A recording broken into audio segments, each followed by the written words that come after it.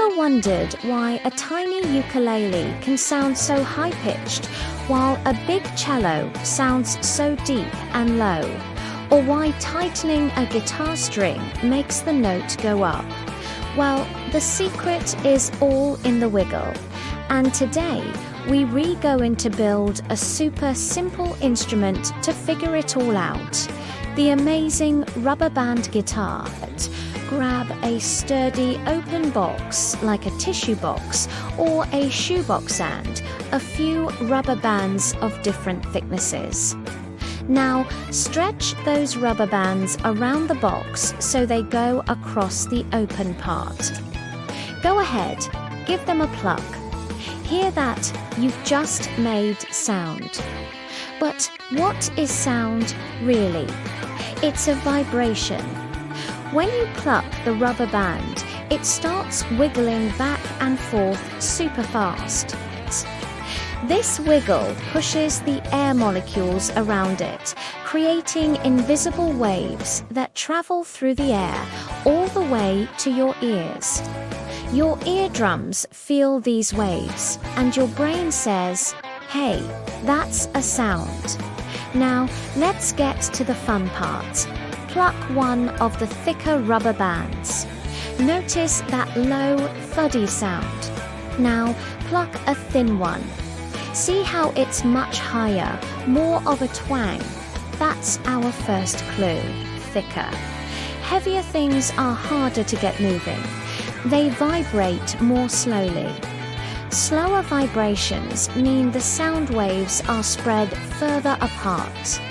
This is what we call a low frequency, and our ears hear it as a low pitch. The thinner, lighter rubber band is easy to wiggle.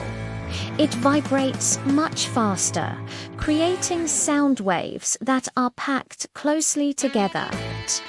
That's a high frequency, which we hear as a high-pitched sound. So, lesson 1, thicker strings make lower sounds, and thinner strings make higher sounds. This is exactly why the bass guitar has those super thick, chunky strings, while a violin has very thin ones. But wait, there's more. Let's go back to our rubber band guitar. Pick just one rubber band. Pluck it. Now, carefully pull on one end of the box to make the rubber band even tighter. Pluck it again. Whoa, the pitch went up, right? This is the magic of tension. When you tighten the rubber band, you're essentially adding more energy to it.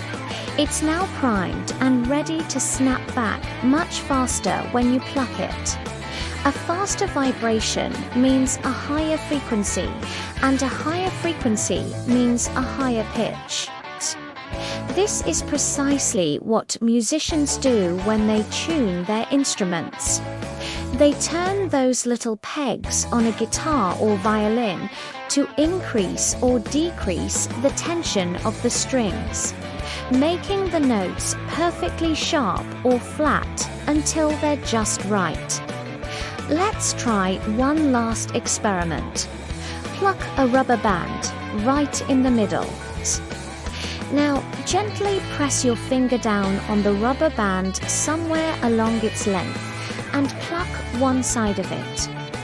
The sound gets even higher. Why? Because you've shortened the part of the rubber band that's allowed to vibrate. A shorter string, just like a thinner string, vibrates faster. It's less mass to move, so it can wiggle back and forth more times per second.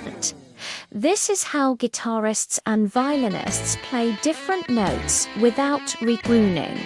By pressing their fingers down on the fretboard or fingerboard, they are changing the effective length of the string, creating a whole scale of beautiful high and low notes.